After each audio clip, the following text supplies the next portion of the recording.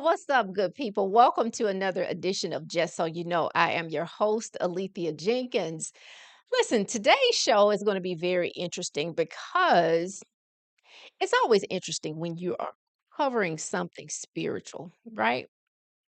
And this young man that I wanted to really honor because he had a huge impact on my life. And, sometimes you come across people you don't really have to know them personally, but you just have to come in contact with the purpose and the work they have in the earth.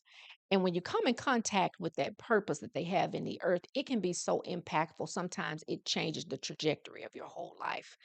And he's one of these people that I came into contact with his purpose. And I started to watch his videos on YouTube. My sister kind of put me on to them. And instantly I was hooked. Now, let me tell you what I'm really saying. I always tell y'all what I'm not saying, but let me tell you what I'm really saying. This man, he's of course he's a Christian pastor, and he has a heavy mantle on his life to the point to where you really got to have ears to hear him because the language is very church. So if you weren't raised in the church to hear a lot of this language, it may throw you off. If you are a person that is just into a lot of spiritualism, it may throw you off because a lot of people that are into spiritualism, they tend to believe that, okay, when we say God and we reference the pronoun for God as him or he, that throws them off. So what I'm saying is, and I want to go ahead and give his name. His name is Pastor Darby, Pastor Stephen Darby. He talks with a certain vernacular. And that's just all to it. So if you were not raised in the church and to understand how to decode the language, you're probably gonna get a little lost on this. You probably need to watch it a couple of times to understand what was going on. Don't get thrown off because the information is good, and I do think that we need to talk about it. But before I get to talking and running my trap, let me tell y'all what I do on this show. I encourage women. So this is a women's show, but I love it when my men folks stop by. I love it. I love to see y'all in the comment section. I love to see y'all talking. But I encourage women to take accountability for their actions. And I also clear up a lot of the blurred lines that society throws at us because y'all know in these days and times, we need the truth.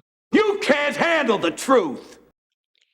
And when they say, listen, will you tell the truth? Who gonna tell the truth? I raised my hand. I was like, listen, I got it. I'm gonna tell the truth. Because y'all know Alethea in Greek means what? The truth. So anywho, let's keep this moving. Pastor Darby was so impactful to my life once I latched on to what he was saying. And many times in the church, you have to really watch who you're getting information from because people get hooked on personalities, right? Y'all know that when you were a member, or if you are currently a member of a church, as long as pastor is preaching, the church might fill up, right? But if you get the associate pastor and he ain't all that good, he's still kind of in training or whatever, he get up and start to preach, or you know that pastor gonna be out for this Sunday because he preaching over in another church, you know that church gonna thin out. We get so used to personalities that we don't understand how to get a good word from any source, right? You need to have that ear to filter out what you need, eat the fish, spit out the bones, right? But so I titled this what I titled it because I mentioned to you guys a couple of shows ago, or maybe even the last show, that I just believe in these days and times we are going to have to go back to the basics. What does that mean? We're going to have to learn how to plant and grow some stuff. We have gotten so spoiled and dependent upon the government, upon the systems that are in place, the large chain grocery stores, uh, whatever. Let me tell y'all something interesting I heard. Let me do a little segue from that. There was an article that I read some time ago that said something to the effect that we all need to be in a commissioned type work. And I thought nobody work for no commission because per hour they're not paying you that much. You're doing you're getting what you work for. And then as I said that out of my mouth, I said, right. So this speaks to the point that we gotta kind of we done got kind of spoiled, right? We gotta go back to a place where we get what we work for. And I'm talking about going and planning some stuff. You're going to have to do some entrepreneur type work. There's a lot of things that we're going to have to go back to that in the olden days was just understood. But somewhere along the lines, technology got involved, things got a little bit easier, a lot of things were given to us, and it kind of made us weaker, right? And you wonder why, like maybe not even our grandparents, but our great grandparents, those were some strong people. When I mean, it took a lot to take them out. I'm talking about it had to be something, big to take them out because they really didn't get sick. They really didn't go to hospital a whole lot. They really didn't have a whole lot of ailments. So when something came down, it had to be the hammer to take them out. Those were some strong people. But yeah, I just believe that we are going to have to go back to the basics on a whole lot of things. And thus, why I named this show what I named it, because I feel like in order to move forward, you're going to have to go back. And so, also, there's a biblical principle that ties into what I'm saying as well. So, the Bible says, don't move the ancient boundaries that are set forth by your forefathers. Don't move those ancient boundaries. So, what are you saying, Alethea? That tradition has its place. Those things that were done prior, it was some about those olden lifestyle rules that worked. Whereas we're able to get things quicker and easier, that don't always last. It's not as solid. Foundation that it's sitting on is not always solid. So he's talking about a lot of things that have been in my heart. And I'm like, Lord, please let me be able to honor him. So this one may not have a whole lot of extra stuff built into this show because because of the type of person that he was, I really want to take a space to really just honor his life and in spirit just thank him for being obedient to the call because there are so many people that continue to be blessed by his videos and things that are online. But yeah, so that's the basis of what I want to talk about today. So we'll listen to a little bit um of what Pastor Darby is saying, and I'm gonna throw in my little 2 pennies because y'all know I got 2 pennies to throw in on every doggone thing. So yeah, let's listen to a little bit of what Pastor Darby is saying. When I began to get into that teaching about who are we, whenever something is new, we have a tendency to go to the extreme. You know how some of you all found out about devils and spirits, and then you went online and went crazy and almost got yourself possessed, looking at trying to find every teaching on that stuff. And that's why I always tell people study Christ first. Don't be trying to study the foundation. Listen to him. Listen. Oh God, that's a good word. The foundation. Listen, for all truth, research, and knowledge is Christ. If you get any research truth without Christ, it's going to lead you into deception. The foundation of all truth is Christ. So if you get truth without Christ, it's going to lead you to deception. So let me tell you why this hits so hard, what he's saying. Not because of my generation, and yeah, some of my generation, we need a little help too, but for the most part, people that are of the generation X, you're in your 40s, early 50s, you had some type of connection to religion, even if you didn't stay there, even if you lived in the North, you have some type of roots or some if you are a colored person, and I'm talking about colored brown and any other shades we come in, you are a black American. You have some type of roots to religion, whether that was your grandmother, your great grandmother. She would tell you scripture, she would read the Bible, you would see her, you would go to church with her to some degree. And definitely, if you were raised in the Bible Belt, which is in the South, Tennessee, Florida, Alabama, Georgia, I almost said Atlanta. But if you were raised in any of these states, yeah, you know about religion. You went to church somehow, or somebody around you went to church. But why this hits so hard, what he's saying is for the next generations. So many of us in Generation X, we have had to deconstruct a lot of our ideals and ideas around religion just due to the state of the world that we live in. We've had to evolve. I'm one of them. I don't adopt every single principle that I grew up with as far as religion is concerned. I've had to grow into relationship, which is what many of us have grown to do. But what I will say this is this: I had enough doggone sense to understand that where I landed was different from where I began.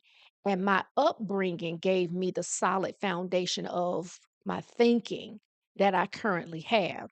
So I had enough doggone sense as I began to procreate and to have kids and to matriculate into marriage and all that kind of stuff to raise my children up in the ammunition. Ammu is the word ammunition? What's the word, y'all? I forget what the word is. In the fear of the Lord. Y'all understand what I'm saying? Because I'll come up with another word for it. But I had enough sense that as I begin to have children, to raise them in a similar fashion to what I was raised. Because though I didn't agree with everything and though I deconstructed from a lot of those ideas, I understood that those principles kept me grounded.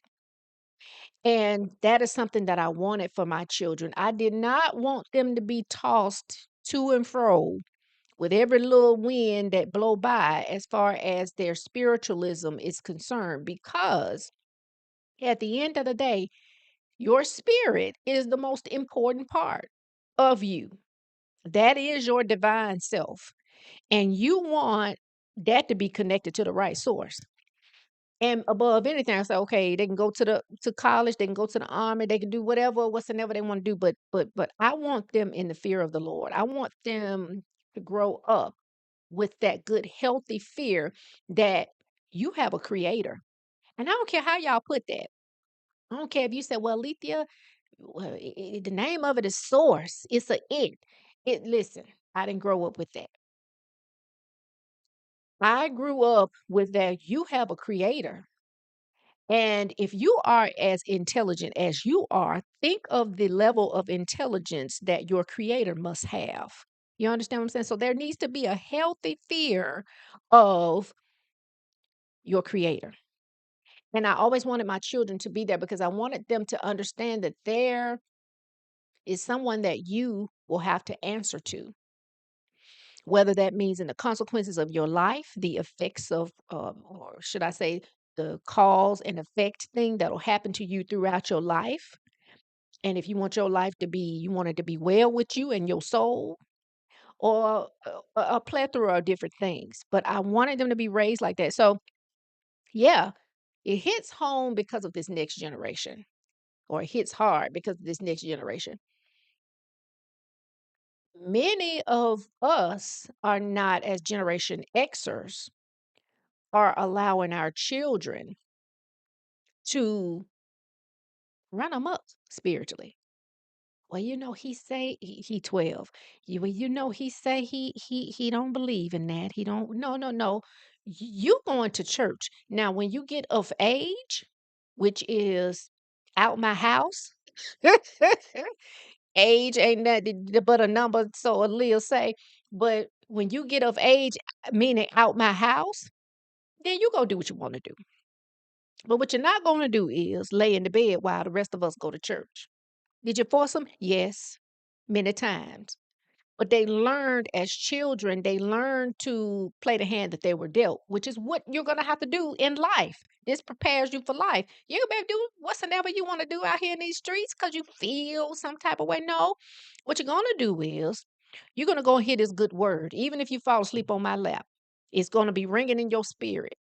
You understand what I'm saying? So many of us are not raising our children in that fashion. And so, therefore, their foundation is shaky and they're able to be taken over by the tarot card readers. They're able to be taken over by talking about your ancestors, your African ancestors. They're able to be taken over by all this. You know what I'm saying? The black stuff gets me, because, yeah, we could go too far. We can go too far. So now we got to pray to these people. We got to talk to these people because they African spirits. No, we're not doing that. We're not. Listen. And I'm not even telling you that I don't understand that some of the things that people are talking about, um, that are spiritual, that I don't understand there to be some truth behind it because there are some mechanics behind truth, behind the spirit world, right? I get it. But yeah, no.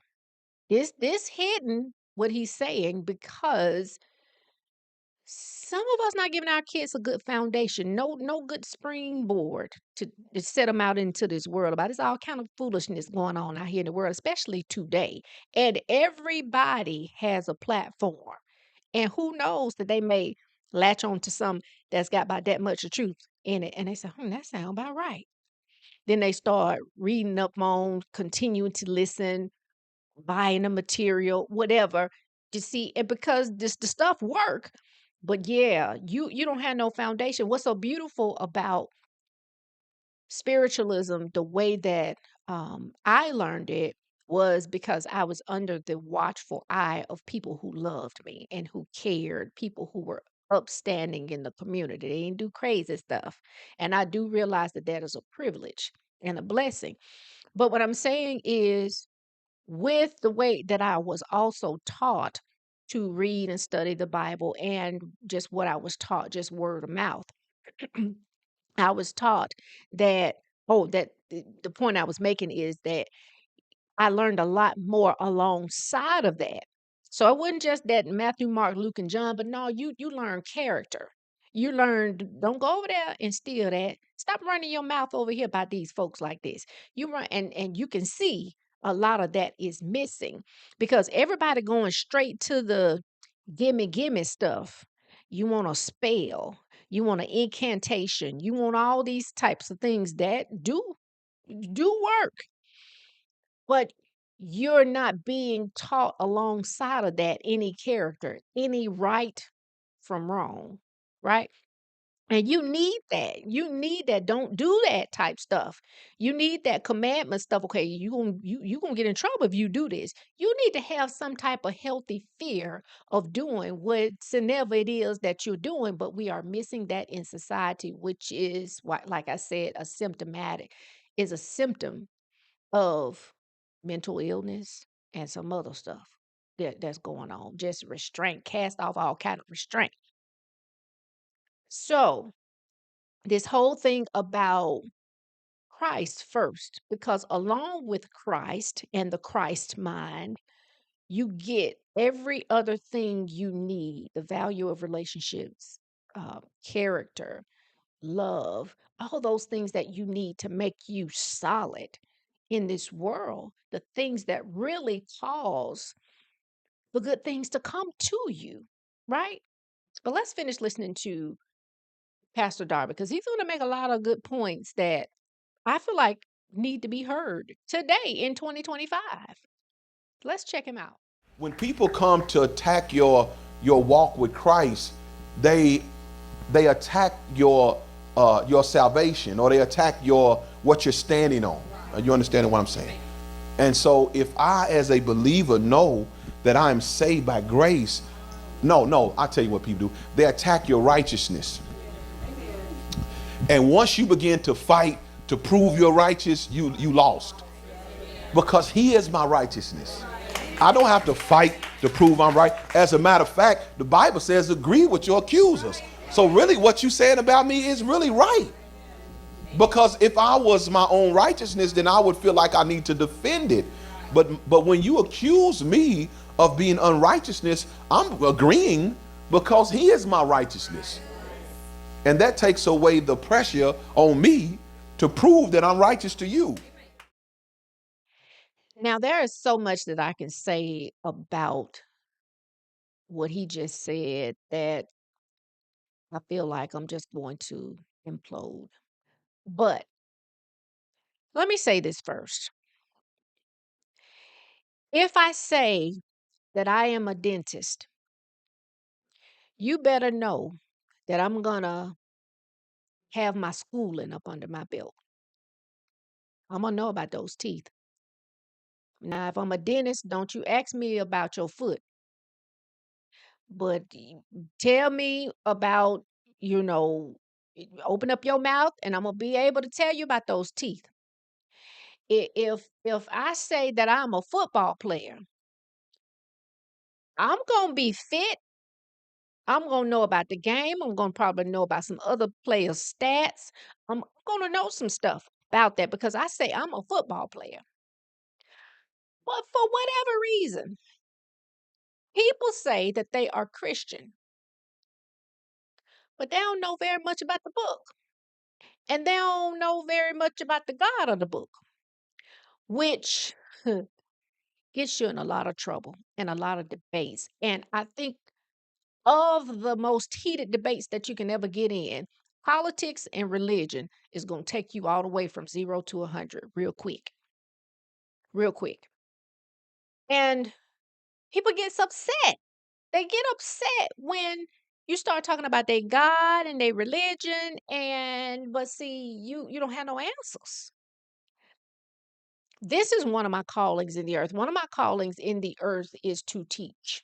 I feel like this has been a calling for a long time. I just didn't know what it was.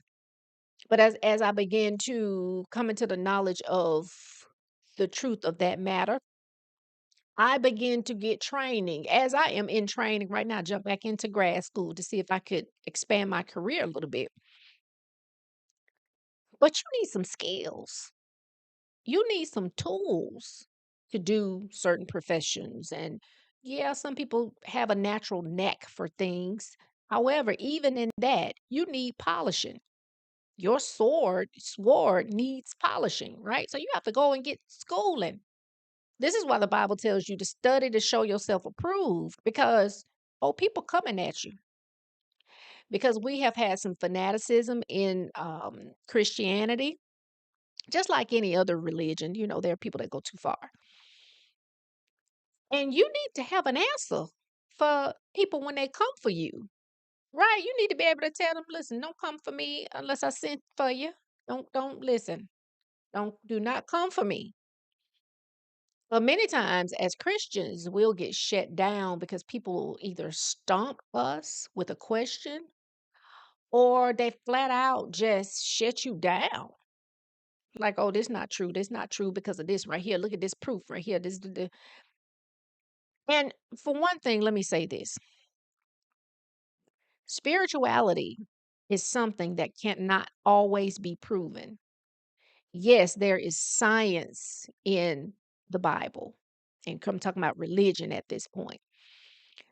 In Christianity, there is, or should I say, in the Bible, because the Bible is a spiritual book, but it is linked to Christianity, right? So yeah, there is some science in that. That yes, we can go and prove some of those things because people have done experiments and things to that nature. And then there is a little bit of history in there. So you could actually go to those different sites and things like that and see that those things can be proven. But there are some things you can't prove what was going on in Paul mind. You can't prove that Jesus rose from the dead. You just see the after effects of certain things, right? And so people want everything to be proven. That's not the you're missing the I heard somebody say the other day, you're like a man with no index finger. You're missing the point. You are missing the point, right? But what I'm telling you is if you are claiming to be a Christian, read the book. Read the book. Learn about the God that you're serving. Don't just regurgitate things. Be able to point people because sometimes you really have to defend yourself and what you believe. You're like, well, Alethea, I don't care nothing about what those people say. Okay, well, then if you don't care, then we ain't talking to you. But if you do care, and if you are interested in not only setting some things straight, because sometimes we got to set the record straight on some things. If you're interested in that and clarifying some things folk try to say about your God and your religion and your spirituality, then you didn't know what you're talking about. Because as for me, one thing I can't stand that turns me completely off is you running your trap. You don't know what in the Sam Hill you talking about. Like, what are you talking about? I can I couldn't even say that about some people who get up to try to teach the Bible. You can't follow them. You're like, okay, now wait a minute. You just said, but hold on. Now, how did you get from here? Listen, there needs to be. You need to tell people things in a story form or in some type of linear way so they can follow you. Some people are just so they're just all over the place. But whole point in me saying all of what I'm saying is to tell you if you're wearing the title of a Christian, because otherwise we can't judge you as a Christian if you're not carrying the title of a Christian. But if you're carrying the title of a Christian and you believe in the God of the Bible and you believe in Jesus Christ, you need to know a little bit about it. And so people are going to come for you at some point if you are vocal with it the way that I am to say that yeah, I am a Christian. Now I may have to clarify what that means sometimes because people take it as you're this type of Christian, whatever Christian experience that they've had or experience they've had with a Christian. They take it as you're that type of Christian. Sometimes you have to sit down, wait a minute, let me tell you what that means. Let me tell you what that means. But if you're claiming that you are a Christian, know the book, y'all. I would tell women that I speak to, give tools. Some of them I mentor. You know about this book. You say you're a Christian. Have you read the book? And we're not talking about as in quantity. You read through the pages. Have you read this book in a quality fashion? Which meant that it may have taken you years to really just read through it in a quality fashion. Yeah, it's apps on your phone that you could read the Bible in 365 days. Done. Okay, I read the Bible, but yeah, but what you pick up along the way? Did it change your perspective? Did it change some of your actions? What did it do for you? Because there's no way you can go from Genesis to Revelations in those 66 books and not have any changes occur or attain some level of wisdom, right? So what did you get? But my whole point in that is that I agree with him that you gonna be tested. People gonna come for you. But what I want you to do is be ready. Be ever ready. Let's keep listening to Pastor Darby because he got some chock full with good stuff. Let's listen to him. Satan supplanted the impact of the identity message. In other words, he diverted or distracted people from it by using unconverted men who didn't know Christ. Unconverted men who don't know the Messiah.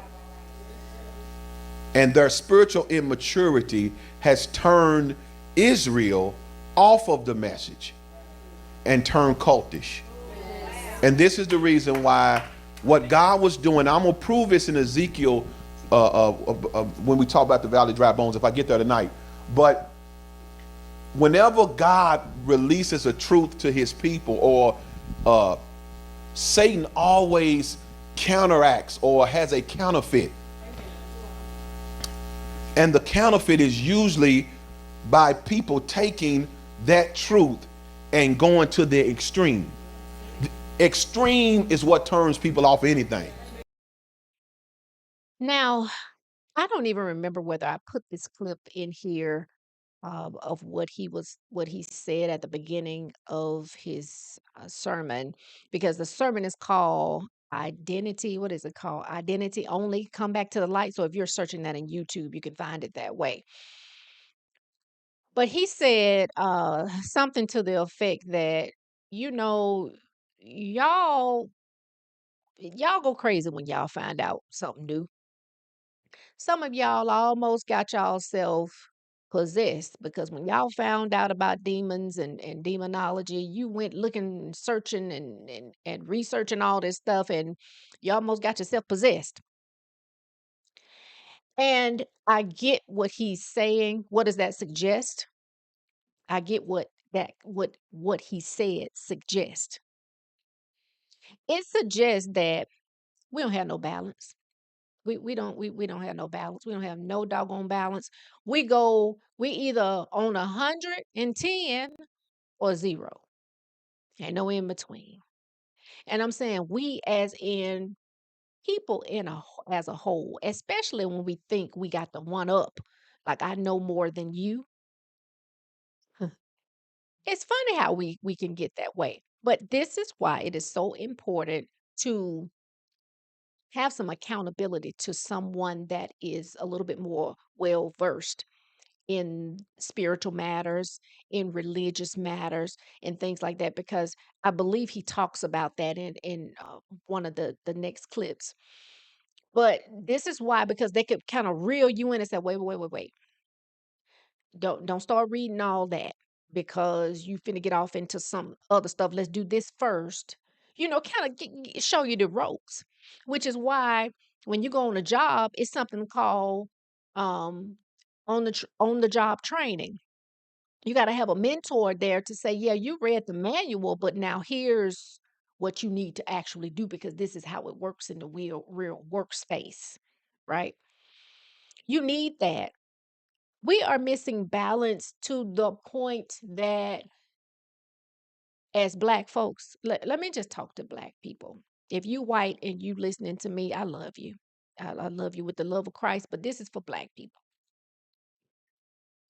You know better than to be around here talking to, just talking off the wall, talking about um, mysticism as if that's our lane.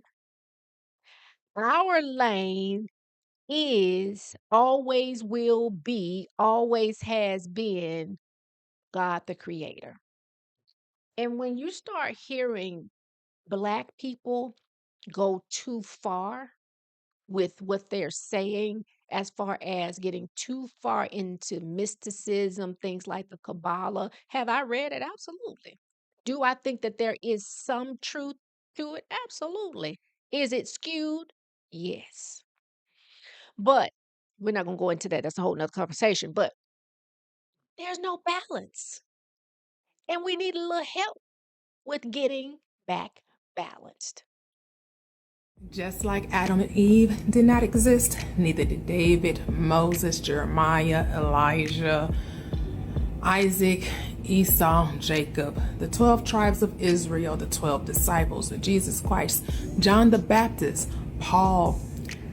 These stories, these books were written by people from a mystical experience. The names that they used were personifications of the mind. The Bible is psychological truth. This is why people miss the message and why their lives are in shambles and they're waiting to die in order to experience heaven.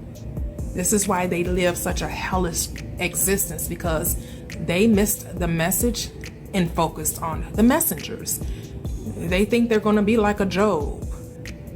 You know, Job told you the reason why the things happened to him was because of his fear. So if anything, you should get out of that story is that Job caused all his problems upon himself is because the thing that he feared has come upon him. The Bible is teaching you about your mind, psychological truth, that your thoughts are creative, that the creative power in man is the mind. That's the purpose of the book. Basic instructions before leaving Earth. Yes, it has astrology, astronomy, it has cosmology, it has symbology, allegory, phallic instruction. Yes, I mean, the Bible is so layered. But when you get down to the nitty gritty, it's the Kabbalion reminds us this world is mental, it's an illusion, it's make believe. We're making it up as we go. I mean, lighten up. That's the whole point of enlightenment. Lighten up. Get the message so you can change your life and you can experience your heaven here and now so you can have peace, joy, comfort, ease, health, wealth, prosperity, and all those good things. That's why you're here. You came here to experience duality so you can awaken to the power within. Yeah, so you can tell what she pretty much studies, and I think she mentioned it. It went by pretty quick, but if you rewind it, you can hear her say something about Kabbalion. I think that's the way she pronounced it. But what she's talking about is the Kabbalah. And the Kabbalah basically teaches that you're essentially in control with only your mind. But what's so funny about that, and what I find interesting is that people who believe that way, they say, okay, the Bible is just symbolism. None of what went on in the Bible was real. These people weren't real. These were just stories, just like any other storybook that you pick up. And that is talking about us, how we operate psychologically. Yes, but the other element of that is if you have that psychological element of it, then the psychological element produces something real.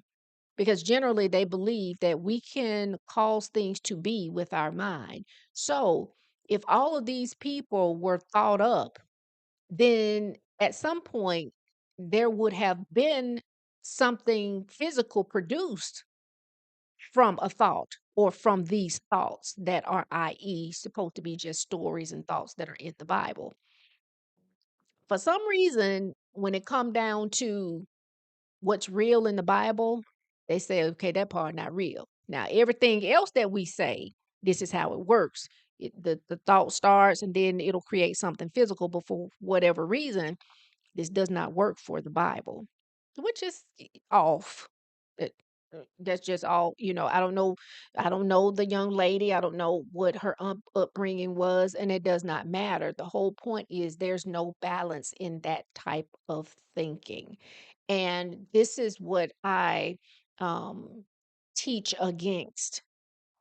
You going 110 on one way.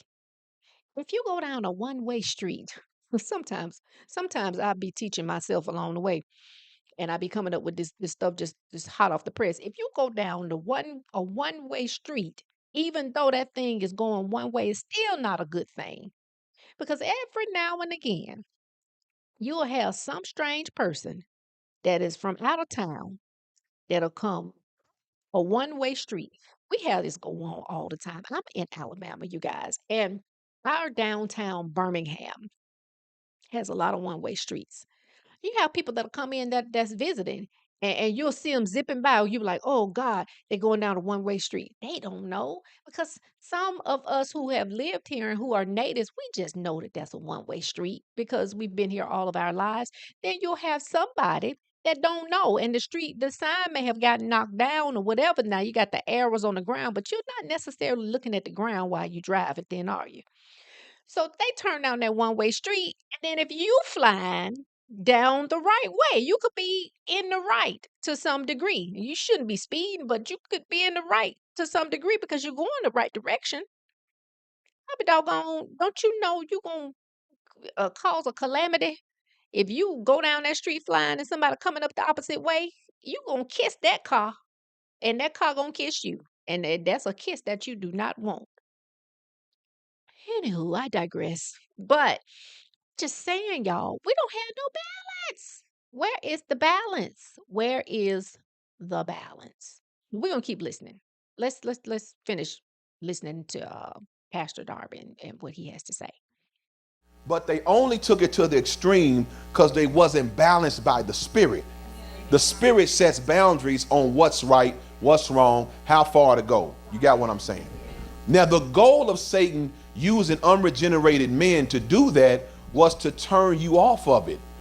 So now people that needed the identity message only don't want anything to do with it, which you don't really need it to be saved. That's the whole point, because you're saved by grace.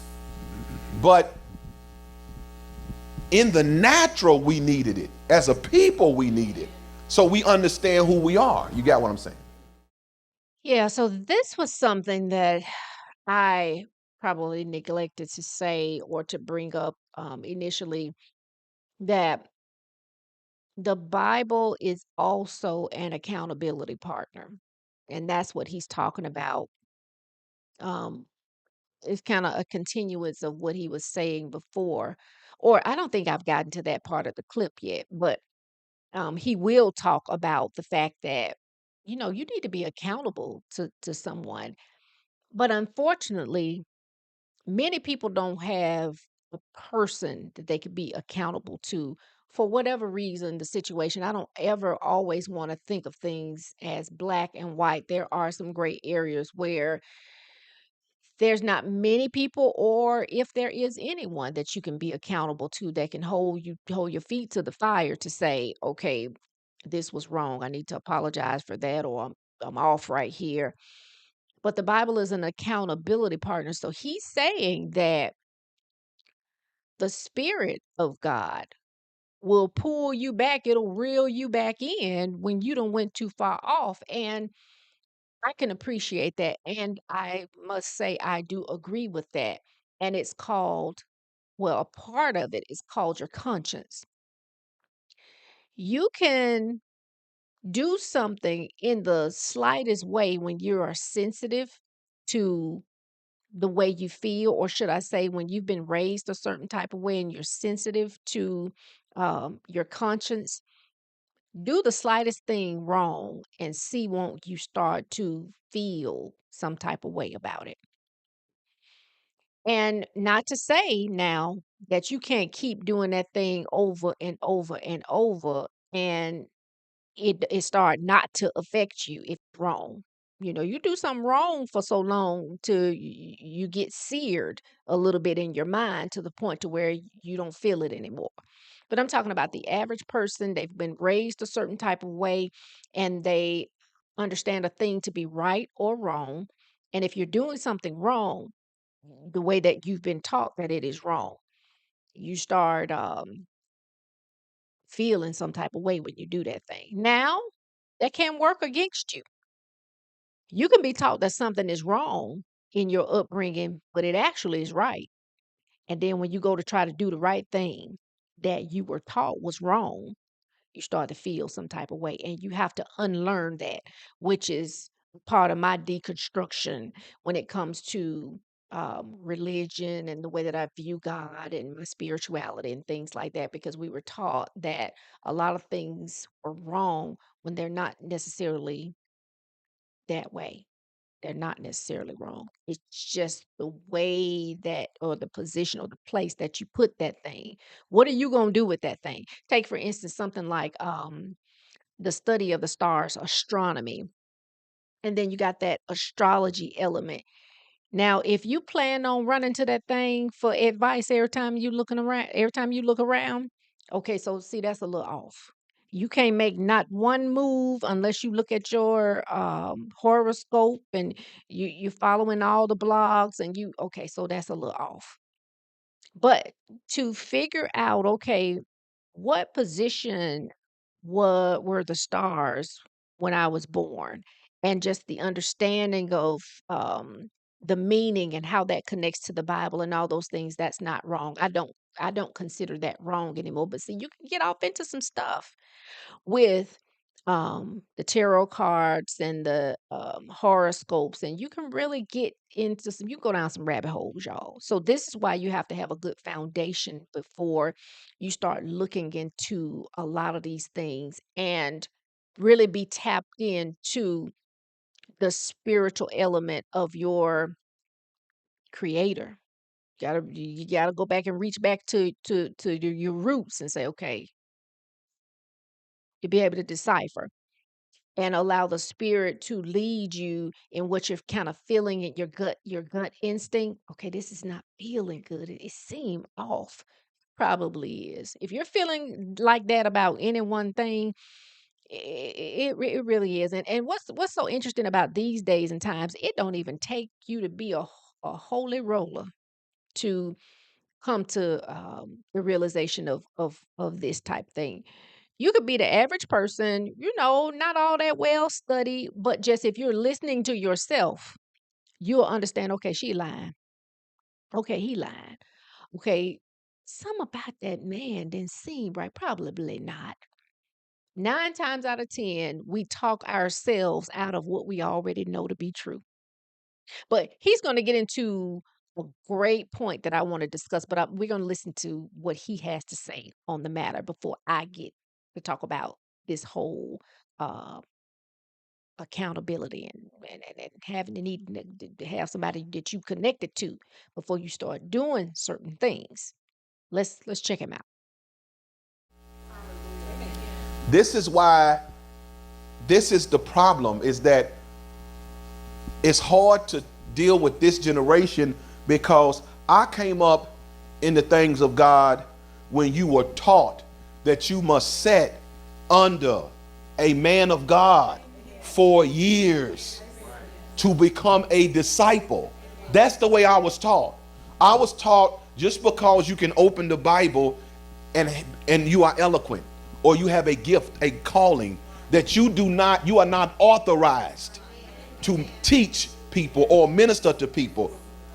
Just because I was taught you had to be ordained or sanctioned, meaning somebody in the church, a part of the church, had to sanction you to do things or speak or declare God's word to people. Because somebody should have be over you, because somebody should be responsible for you. Now, this was one of those things that, you know, as the mothers and the fathers of the faith, they go on to be with the Lord and they pass on, that you wish that you could have some of these conversations with them. So he's talking about somebody basically releasing you, or you sitting up under someone to be discipled and to be taught. Because when you come into a lot of your gifts and your callings, you may have a natural born gift, but you do not know how to use that tool. And you need to build some character along the way. I don't care how well you were raised. Most humans don't do well with positions of power right away. You really have to lean into positions of power real slow, and you do need a mentor. It's what they call it, OJT. It's on the job training. Like, you need somebody there. You're operating in your gift, but we see this over and over and over again, especially in the Christian religion. Well, really, it's not just Christians. It's all over. People, prominent people that have rose to fame to some degree or whatever in spirituality or in religion, and the bigger they are, the harder they fall, because they have rose to this level of fame and then they have no character to carry it through. So I came up under that regime that you need to be discipled. And I would sit up under this, maybe this pastor for so many years, and then I would have a mentor in between. And I'm talking about not just for so many years, just saying like that's just a small thing. No, like for 10 years over here, for 5 years over here. But the question and the thing that I would, just ask the mothers and the father of the faith with this new evolved church, what does that look like now? because a lot of them are falling by the wayside.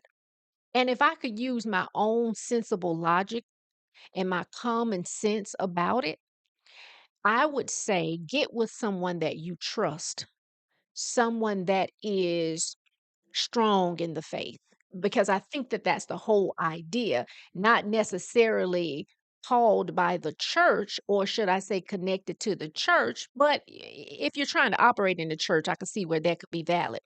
But get with someone, if they're not connected to the church, that is strong in the faith and doing what you aspire to do.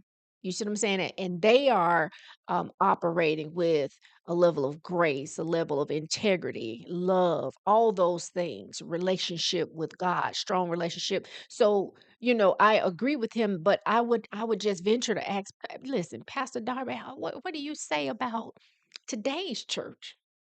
Do you believe that they should be given the same courtesy?